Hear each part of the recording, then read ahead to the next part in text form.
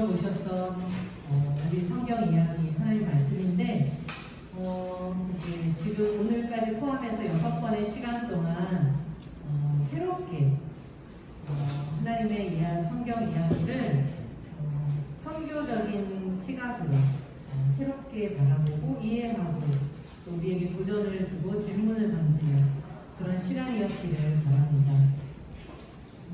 오늘은 12장, 13장 이렇게 들어가도록 할게요. 12장은 말씀대로 일상을 사는 우리들입니다. 아까 친구들과 마지막에 이제 여운을 남기고 끝났던 것처럼 우리 모두는 아까 목사님 방금 말씀하셨던 것처럼 우리가 어디 선교사로 부름을 받아 가는 분들은 적지요. 대부분의 그리스도인들은 6일 동안 일상을 살고 또 주일에 이렇게 교회에서 예배드리는 삶을 살고 있습니다. 그래서 우리 대부분의 그리스도인들이 사는 6일 동안 사는 일상생활, 가족을 부양하고 또 직장에서 또 사회에서 문화활동을 하고 사회생활을 하고 많은 사람들과 어울리며 살아가는 우리의 일상이 그 일상에 하나님이 관심을 가지시는지, 주일에 우리가 교회 와서 하나님을 예배하고 찬양하고 기도하는 이 시간에만 하나님의 관심이 있으신지, 아니면 우리의 모든 일상, 일, 교역, 산업, 법, 제도, 교육, 또 의술, 대중매체, 정치, 스포츠, 심지어 오락, 예능 분야까지 우리 모두가 일상에서 살고 있는 그런 곳을 이제 책에서는 공적 광장이라고 표현을 하더라고요. 하나님 백성의 선교 책에서는 이 공적 광장에 하나님은 그냥 관심을 가지시는 게 아니라 몹시 관심을 가지시고 계시다고 말씀하시고, 그 공적 광장에 하나님이 참여하시고 관여하시고 책임을 지시고 많은 계획을 가지고 계시다고 책에서 말하고 있습니다. 그래서 오늘 같이 한번 살펴보도록 할게요. 하나님은 이런 일상, 공적 광장과 어떤 관계가 있으신지, 가장 기본적으로 책에서 하나님은 우리의 일상을 만드셨다고 말씀하세요. 이 일은 하나님의 발상이라고 이야기하고 있습니다. 창세기 1장, 2장에서 생각하시고 선택하시고 계획하셔서 실행하시고 또 보기에 좋았다고 평가하시는, 이렇게 일하시는 하나님의 모습을 볼 수 있습니다. 그래서 하나님의 형상을 따라 지음받은 우리들은 당연히 일꾼이 되는 것이 아주 자연스러운 모습이라고 책에서 말하고 있고요. 우리가 3장 창조세계를 돌보는 우리들에서도 봤지만, 일은 창조세계를 위한 하나님의 큰 목적이 우리가 참여하는 것이고 하나님이 우리에게 위도하신 삶의 일부라고 책을 표현하고 있습니다. 그리고 우리가 일함으로 하나님을 영화롭게 할 수 있기 때문에 이 일은 우리의 일상, 우리의 공적 광장, 우리가 하루하루 살아가는 이 생활은 그 자체가 굉장히 중요하고 의미 있다고 말하고 있습니다. 그리고 두 번째로 하나님은 우리의 일터에서, 공적 광장에서 일어나는 일을 관심을 가지고 보신다고 말해요. 책에서는 감독하신다라고 표현을 하고 있는데, 하나님은 이스라엘에게 지금 우리가 말하는 일상생활과 같은 당시에 성문이라고 표현되는 곳에서 정의가 실행되어야 한다고 거듭 말씀하십니다. 저도 이 책을 읽으면서 성문에 대해서 좀 찾아봤고요. 또 다음 주에 아이들과 함께 나누기 위해서 더 공부해야 할 텐데, 이 성문이라는 곳이 재판도 일어나고 사람들 사이에 거래도 일어나고 굉장히 지금 우리가 살고 있는 이런 일상과 마찬가지라고요. 그래서 하나님은 그곳에서 정의가 실행되어야 된다고 아모스서에 말씀하고 계십니다. 그래서 모든 일상을 보시고 들으시는 하나님 앞에 비밀은 없고, 우리가 코람데오라고 말하는 것처럼 하나님 앞에서 우리는 완전한 진실된 삶과 투명한 삶을 요구받고 있습니다. 그리고 하나님은 일상을 다스리십니다. 오늘 우리가 봤던 것처럼 하나님의 다스림을 받는 우리의 삶, 물론 일상에서 우리가 선택하고 행동하고 우리도 그 결과에 대해서 책임을 집니다. 하지만 모든 일의 과정과 결과는 결국 하나님 뜻대로 통제하시고 인도받는다는 것을 우리가 인정할 때, 이제 역으로 하나님이 우리 일상을 다스리신다는 것을 우리가 인정할 때 그런 반대로 이제 일을 대하는 우리의 태도와 자세가 달라질 수 있다는 겁니다. 이렇게 하나님은 일을 창조하셨고 일상을 다스리신다는 이 사실은 우리에게 두 가지 부름에 순종할 것을 요청합니다. 먼저 우리는 공적 광장에서 일어나는 일에 그 일 자체도 굉장히 의미가 있기 때문에 성실하게 참여하도록 부름을 받습니다. 하나님을 창조하셨고 마침내 지으신 모든 것에 긍휼을 베푸는 하나님께서 구속하실 것이기 때문입니다. 일상은. 그래서 우리는 일상에서 성실하게 참여하도록 부름을 받았고, 두 번째로 다른 한편으로는 우리는 세상과 용기 있게 대면하도록 부름받습니다. 왜냐하면 이 세상은 하나님을 반역하는 세상이고 하나님의 자녀들과 다른 가치관들이 많이 있는 그런 곳이기 때문에 또 하나님께 앞으로 심판을 받을 정화되어야 할 죄와 악의 영향 아래 있기 때문에 우리는 그러한 세상과 날마다 용기 있게 대면해야 합니다. 이 부분을 저도 책을 읽고 같이 책 모임을 했던 집사님들이랑 이야기를 나눠보면 어떻게 보면 요즘은 되게 우리들한테 많이 도전이 되는 장인 것 같아요. 아이들은 일상이라고 하면 아이들이 가장 많이 다니는 곳이 집, 학원, 학교, 주일날 교회 이 정도인데 우리 어른들은 정말 일상에서 많은 도전과 이런 대결에 직면하는 경우가 되게 많거든요. 직장에서도 그렇고 우리의 삶에서도 그렇고 또 우리가 자녀를 양육하거나 친구들과 사회생활을 할 때 이럴 때 우리가 굉장히 용기 있게 대면하도록 또 한편으로 성실하게 일상을 살도록 우리가 부름받았다는 겁니다.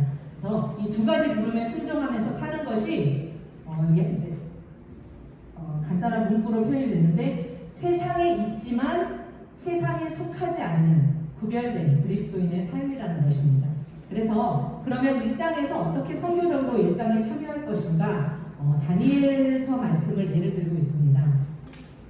이 장을 넘겨보시면 하나님의 백성으로서 또 그 당시 다리오 왕의 신하로서 또 한 나라의 총리로서 다니엘은 어떤 삶을 살았나요? 다니엘은 포로로 잡혀갔잖아요. 자기가 선택하진 않았지만 하나님께서 자신을 그곳에 두셨음을 인정했습니다. 또 예레미야도 편지를 쓰기를 너희가 잡혀간 곳에서 거짓 선지자들이 이제 2년 있으면 돌아갈 거다 이렇게 막 얘기를 했지만 예레미야는 아니다. 그곳에서 자식을 낳고 살고 너희가 살고 있는 그곳에 그 성읍의 평안을 위해서 기도하라라고 예레미야는 말하고 있어요. 그래서 다니엘은 하나님을 섬기는 것이 받기 전까지는 바빌론식의 이름도 바꾸고 언어를 배우고 교육을 받았고 총리라는 직업을 가졌습니다. 그래서 다니엘은 바벨론의 정부와 그 사회를 위해서 열심히 거짓없이 일했고 그 삶 자체가 하나님께 드리는 다니엘의 예배였습니다. 그리고 또 여기서 이제 우리 한 가지 또 알 수 있는 것은 다니엘이 자기가 섬기는 왕들을 위해서 기도했을 것이라고 우리가 추측할 수 있는데 왜냐하면 그 다리오 왕이 위험에 직면했을 때 다니엘이 진심 어린 관심과 조언을 주었거든요. 그것은 늘 그 왕을 위해서 기도하고 있지 않았을 때는 할 수 없는 일이라고 생각이 됩니다. 그래서 자기가 섬긴다는 말은 그렇지만 이제 왕의 신하로서 왕과 나라를 위해서 항상 기도하며 성실히 살았다는 거죠. 그래서 다니엘이 바빌론에서 하나님을 섬기면서 삶으로 하나님을 예배하며 살았듯이 우리도 이 세상에 하나님께 그리고 그리스도인들에게 그다지 호의적이지 않은 일상으로 우리는 날마다 부름을 받습니다. 그래서 우리는 일상에서 거룩하게 구별된 그리스도인으로서 맡은 일에 우리가 최선을 다해 성실하게 살면서 하나님을 예배할 수 있습니다. 또 다니엘을 비롯한 많은 성경의 인물들이 그랬던 것처럼 하나님의 자녀들은 이 세상에서 좋은 시민이 되어야 하고 좋은 일꾼이 되어야 한다고 말하고 있습니다.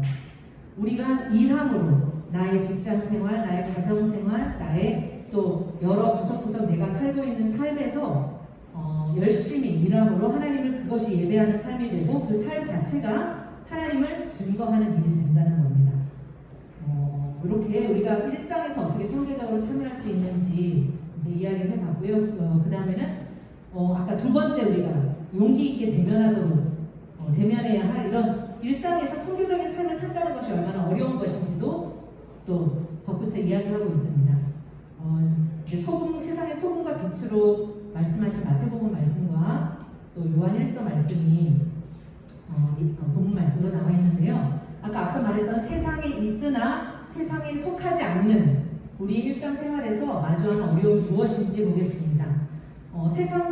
세상에 살지만 동시에 하나님의 자녀로 복음에 따라 살도록 부름받은 우리 그리스도인들은 피할 수 없는 어려움에 직면합니다. 그래서 예수님은 너희는 세상의 소금과 빛이라고 말씀하셨는데 그 소금과 빛으로 사는 것이 무엇을 의미하는지 책에서 이야기하고 있는데요. 생선이 썩어갈 때 생선이 썩어가는 걸 탓할 게 아니라 그 썩어가는 걸 막을 수 있는 소금은 어디 있나 찾아야 된다는 겁니다. 밤이 되면 어두운 것은 당연한데 왜 어둡냐고 탓을 할 게 아니라 그 밤을 밝힐 수 있는 빛을 찾아야 한다는 거예요. 이 세상은 죄의 영향 아래에 있기 때문에 부패하고 타락할 수밖에 없는 세상에서 왜 세상이 이러냐고 탓하는 게 아니라 그럼 그 세상 가운데 소금과 빛이 될 그리스도인들은 어디에 있는지 구별된 삶으로 하나님을 증거할 우리는 어떤지 우리가 먼저 돌아봐야 된다고 하는 이야기하고 있습니다. 그래서 죄와 악이 가득한 지금의 세상에서 하나님 자녀들의 선교란 어찌 보면 끊임없는 영적인 전쟁으로의 부르심입니다. 그래서 우리는 공적 광장을 포함한 우리가 사는 일상에서 우리 어른들로 이야기하자면 경력, 지위, 성공 같이 눈에 잘 보이지 않는 것들을 자칫 우리가 그것을 이루고 성취함으로 나의 존재감을 찾는 그렇게 우상 숭배적인 영향을 우리가 잘 분별해낼 수 있도록 그리고 저항하도록 그리고 십자가의 능력으로 하나님 나라의 좋은 소식을 증거하도록 우리는 부름받았다는 것입니다. 이 부분에 있어서 아이들에게는 어떤 것이 아이들에게 우상이 될 수 있는지 그러니까 그것에서 기쁨을 발견하고 나의 존재감을 확인하고 나의 정체성을 찾으려고 하는 게 아이들에게 우상이 될 수 있을 것 같아요. 그래서 이 만화와 이 책에 만화도 나와 있고 책에서는 이제 저희 아이들이랑 책 모임 있을 때 가장 쉽게 얘기하는 것들이 이제 저는 동영상에 매여 있어요. 핸드폰에 매여 있어요. 유튜브에 매여 있어요. 그리고 또 여자친구들 같은 경우는 또 외모나 한창 학생인 중고등학생들 여드름 나는 얼굴 막 차라리 마스크로 가리고 있는 게 제일 낫다고 이야기를 하는 친구들도 있고 외모나 성적 그러니까 공부 자체가 나쁜 게 아니라 그 성적으로서 자기 존재감을 찾으려고 하는 그런 모습 그러니까 이런 것들이 아이들한테는 어쩌면 우상이 될 수 있다는 거에서 그런 것들을 아이들과 함께 한번 나누어 보고 싶습니다. 그래서 이렇게 우리가 일상에서 마주하는 어려움 내 안에 하나님 자리를 대신해서 차지하고 있는 것들이 무엇인지 또 한번 이야기해 보고 싶습니다. 그래서 여기 이제 존 스토트 목사님의 그리스도의 십자가라는 책에 나와 있는 한 구절인데요.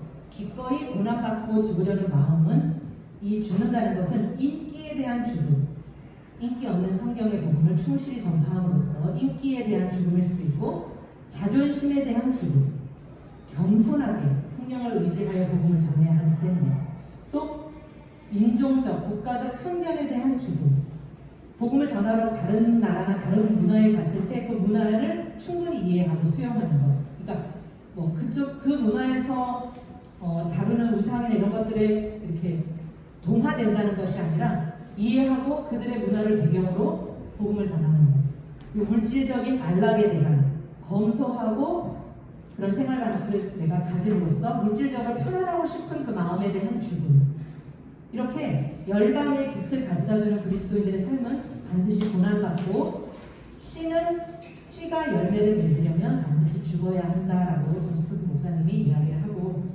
계십니다. 그리스도 십자가 책에서 한 구절을 따왔고요. 그래서 이렇게 일상에서 성결적으로 사는 것이 무엇인지 그리고 그럴 때 만나는 어려움이 무엇인지 우리가 다음 주에 아이들과 함께 이야기해 보고자 합니다.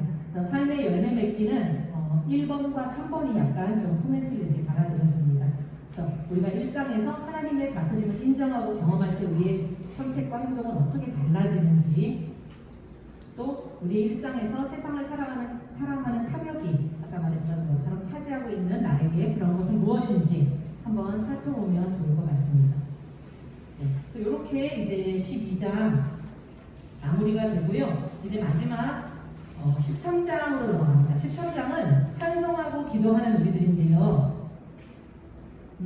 이제 우리는 찬송과 기도가 하나님께 드리는 것으로 이제 예배, 찬송과 기도 그 자체가 예배지요. 그래서 우리는 물론 하나님을 찬양하고 기도로 하나님께 영광을 돌리기 위해 선택받고 구별된 하나님의 백성인데, 이제 역으로 이 찬송과 기도가 사람들에게 하나님을 나타내는, 하나님을 전하는 그런 선교의 한 방편이 되기도 한다고 이야기하고 있습니다.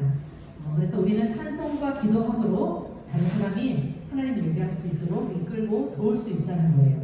그래서 보면 먼저 선교의 목표로서 예배, 이 부분 우리가 좀 어떻게 보면 그 본질적인 그런 개념 이야기예요.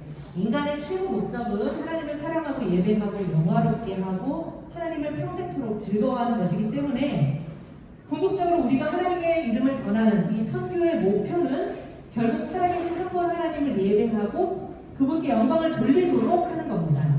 그 과정에서 하나님을 더 깊이 알아가고 하나님과의 사랑의 관계를 회복하고 최고의 기쁨을 우리가 하나님의 복 안에서 누리며 맛보는 것이죠. 그런데 다른 사람들을 예배로 이끄는 우리들은 방금 이야기했던 것처럼 내가 먼저 살아계신 하나님을 만나고 찬송하고 기도하며 하나님 안에서 하나님을 예배할 필요가 있습니다. 왜냐하면 하나님을 예배하고 영화롭게 하는 것은 결국 마지막 날, 새 창조의 날 모든 열방과 족속, 모든 족속이 나와서 하나님을 예배하는 그 특권, 하나님의 자녀들의 특권이기 때문에 지금 우리가 그렇게 사는 우리의 삶은 미래를 향한 이정표가 될 수 있다는 거예요. 하나님을 모르는 사람들이 우리의 삶을 보고, 하나님이 다스리는 나라, 마지막에 새 창조의 나라는 저런 기쁨과 감격과 찬양과 예배가 있구나 라는 것을 우리가 보여줄 수 있다는 겁니다. 그래서 찬송과 기도는 기본적으로 선교적인 차원을 가지고 있다고 말해요. 두 가지 선교적인 찬송은 이제 선교적인 찬송에 대해서 이야기를 해보면, 말씀을 드리면, 이제 우리가 지금 하나님 자녀들의 선교 맨 처음 시작할 때 우리는 누구이고 무엇을 위해 여기에 있는가 계속 생각하면서, 우리는 예수님 안에서 아브라함의 자손이 되어 모든 열방이 복을 받도록 부름받고 구속받고 먼저 하나님의 복 안에서 살고 있다고 살펴보았습니다. 하지만 위에 이제 이사야 43장 읽어보면, 또 에베소서 1장 읽어보면, 하나님은 자기의 영광을 위해 하나님을 찬송하도록 이스라엘을 창조하고 구속하셨다고 말씀하셔요. 그래서 그러면 우리는 열방의 복을 전하기 위해 있느냐, 아니면 하나님을 찬양하기 위해 있느냐, 둘 다라고 이 책은 말하고 있습니다. 이스라엘, 곧 아브라함 안에서 하나님의 자손이 되어 하나님의 한 가족이 된 우리들은 열방을 위해 존재하며 또 하나님을 위해 창조되고 하나님을 찬양하기 위해 구속받은 하나님의 자녀입니다. 그래서 우리가 이 예배 시간에 공적으로 찬양을 하고 하나님의 하신 일을 선포하고 찬양을 통해 하나님을 높이고 경축하는 이 찬송은 하나님과 나만의 어떤 영적인 관계와 개인적인 그런 사적인 그 관계가 아니라, 이것이 흘러넘쳐서 우리의 예배와 우리의 찬양을 보는 사람들을 하나님께로 이끄는 방법이 된다고 이야기하고 있습니다. 그리고 예배는 곧 다른 사람들에게 하나님의 이름을 증거한다고 시편 96편을 통해서 이야기하고 있습니다. 시편 96편 1절에 새 노래로 여호와께 노래하십시오. 이방 사람들, 하나님을 모르는 사람들은 처음 들어보는 노래일 겁니다. 하나님을 찬양하고 하나님이 하신 일을 경축하고 선포하고 하나님을 높이고, 하지만 우리가 그 새 노래로 하나님을 찬양할 때 우리가 하나님의 구원을 날마다 선포하고 하나님이 하신 일을 모든 사람에게 전할 때, 아직 하나님을 모르는 사람들이 하나님께 나와서 우리와 함께 이 새 노래로 하나님을 찬양한다는 겁니다. 그래서 우리의 찬송, 우리의 예배는 살아계신 하나님을 증거하는 아주 강력한 수단이 된다는 겁니다. 마지막으로 이제 선교적 기도를 보면, 이스라엘의 기도 생활은 하나님이 가까이 계심을 나타내는 증거였습니다. 우리가 앞장에서 신명기 4장 말씀을 봤을 때 이렇게 하나님이 우리와 가까이 계셔서 우리의 기도를 들어주시는 신이 어디 있느냐라고 굉장히 수사적인 질문을 던지잖아요, 모세가. 그래서 하나님은 이스라엘의 기도 생활은 하나님이 가까이 계신 것을 나타내는 증거였습니다. 그리고 우리는 기도를 통해 세상 사람들을 축복할 수 있습니다. 아브라함은 하나님의 심판을 받을 기로에 놓여있는 소돔을 위해 기도했고, 또 솔로몬은 성전 동원식 때 아주 담대한 기도를 드리게 돼요. 모든 민족이, 아직 하나님을 모르는 모든 민족이 하나님께 기도할 수 있게 해달라고 기도하고, 또 하나님의 평판, 하나님의 이름을 위해 그들에게 기도를 응답해 주세요. 그러면 그들이 하나님을 알 것입니다 라고 아주 담대하게 기도합니다. 또 아까 말씀드렸던 것처럼 바빌론의 평화를 위해서 기도하라고 촉구했던 예레미야처럼, 원수를 축복하고 원수를 위해 기도하라고 가르치신 예수님처럼, 우리가 공적 광장과 또 하나님의 자녀들을 대적하는 자들을 위해서 기도하는 것은 바로 그들에게 하나님의 복과 능력을 가져올 수 있는, 우리의 기도는 강력한 수단이 된다는 겁니다. 그래서 하나님은 하나님의 이름을 위해, 또 기도하는 사람과 그 기도를 받는 사람 모두의 평화를 위해 그 기도에 응답하시는 분이라고 이야기하고 있습니다. 다니엘은 아까 앞서 얘기했지만 하나님을 섬기는 것이 침해받기 전까지는 충성을 다해 열심히 살았지만, 하나님이 금하신 것, 하나님이 하면 안 된다고 하신 것을 하라고 하거나 하나님이 명하신 것을 금할 때는 하나님보다 더, 그 왕보다, 바빌론의 왕이 명령하는 왕보다 더 높은, 우리가 초월적 유일성이라고 살펴봤던 신들 중에 한 분이 아니라 비교할 수 없는 가장 높은 한 분, 그 하나님, 더 높은 보좌가 있다고, 그분에게 기도를 드린다고 이야기하고 있습니다. 그래서 성경은 역사 가운데 하나님이 악과 어둠의 세력을 물리치시고 예수님의 십자가에서 그 세력을 결정적으로 패배시키시고 모두 그 세력들이 제거되는 하나님의 전쟁 이야기라고도 볼 수 있습니다. 그래서 이 이야기는 우리가 계속 얘기하고 있지만 하나님께서 하시는 일이기 때문에 이미 결과가 보장된, 하나님이 승리하시는 이야기로, 기도는 이 하나님의 싸움에 우리가 함께 참여하는 것입니다. 그래서 이게 바로 하나님의 선교이고, 하나님의 자녀들인 우리가 하나님의 동역자가 될 수 있는 길이 바로 기도라고 이야기하고 있습니다. 마지막으로 예수님의 기도, 제자들의 기도는 예수님과 사도행전의 제자들, 또 성경과 관련된 바울의 많은 가르침에 늘 기도가 빠지지 않는다는 것을 이야기하고 있습니다. 이 땅에 성육신하신 성자 하나님도 늘 성부 하나님께 기도하셨죠. 광야에서 시험을 받으실 때도, 치유 사역 중에 피곤하실 때도 늘 기도를 하셨고, 12제자를 선택하실 때도, 제자들에게 선교를 가르치실 때도, 십자가에 달리시기 전까지도 예수님의 기도는 계속되었습니다. 그리고 예수님은 제자들에게 기도하는 것도 가르쳐 주셨고요. 그래서 제자들은 부활하신 예수님이 승천한 뒤에 가장 먼저 한 일이 예루살렘을 돌아와서 다락방에 모여 기도했습니다. 교회가 박해받을 때도, 전도할 때도 항상 먼저 기도로 시작을 했고요. 바울도 하나님의 선교를 이루는데, 아까 얘기했던 이 기도의 능력이 얼마나 중요한지 알고, 자기가 바울이 가야 할 곳에서 어려운 상황이 있을 때마다 항상 성도들에게 기도로 함께 해주기를 부탁했습니다. 그래서 이렇게 찬송과 선교는 우리 선교의 목표, 찬송과 기도는 우리 선교의 목표이면서 동시에 찬송과 선교를 통해 하나님을 알릴 수 있는 수단이 되고 있다고 마지막으로 이야기하고 있습니다. 그래서 하나님 자녀들의 선교 이 책에 이제 마지막에 마치며라는 글이 있어요. 마치며라는 글을 이제 친구들과 나중에 같이 읽어볼 시간이 있을지 모르겠지만 다음 주에 이제 마치며는 앞으로 지금까지 있었던 일들을 정리하면서 앞으로 우리가 어떻게 나아가야 할지 간단히 정리하고 있습니다. 그래서 마지막으로 성경에서 가장 선교적인 말씀이라고 또 불리기도 하는 시편 96편을 마지막으로 이 책을 마무리하고 있습니다. 네. 그래서 오늘 이렇게 선생님들께 23장까지 이렇게 말씀을 드릴 수 있어서 너무 감사하고요. 앞서도 처음에도 말씀드렸지만 되게 부족하고 많이 어설프고 이런 자리도 처음이라서 많이 부족했지만 귀한 시간을 아끼지 않고 내주셔서 아이들을 위해서 이 시간을 같이 들어주시고 함께 마음을 모아주신 선생님들께 진심으로 감사드립니다. 제가 시작할 때 기도했고 이제 끝날 때 기도 한번 하고 마치겠습니다. 하나님 너무나 감사드립니다. 우리를 하나님의 자녀로 부르셔서 하나님의 한 가족으로 삼아주시고 우리가 교회 공동체를 이루어서 정말 이 아름다운 하나님의 영광을 드러내게 하시고 세상과 다른 가치와 세상과 다른 삶으로 참 예수 믿는 맛을 알고 세상에 하나님을 드러내게 하시니 너무나 감사합니다.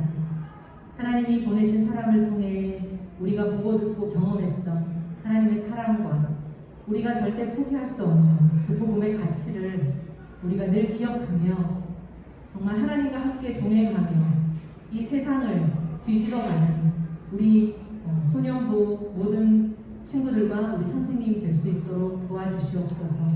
하나님 세상에서 볼 수 없는 그런 서로 사랑하고 서로를 위해 희생하고 하나님의 그 사랑과 공의와 정의를 실천하는 그래서 하나님이 정말 우리에게 주신 귀한 교회 공동체를 지켜가고 또 우리 안에서 하나님을 드러내는 그런 귀한 일들이 계속 일어날 수 있도록 도와주시옵소서. 우리에게 믿음을 주시고 믿어지게 하시는 분은 오직 성령님이시니 저희가 날마다 하나님을 깊이 알고 하나님을 믿을 수 있도록 성령님 날마다 우리의 삶에 동행하여 주시고 인도하여 주십시오. 귀한 시간을 내주신 선생님들께 정말 진심으로 감사드리며 또 다음 주에 있을 마지막 친구들과의 이야기 시간도 하나님 끝까지 지켜주시길 간절히 소원합니다. 감사드리며 예수님 이름으로 기도드립니다. 아멘. 감사합니다.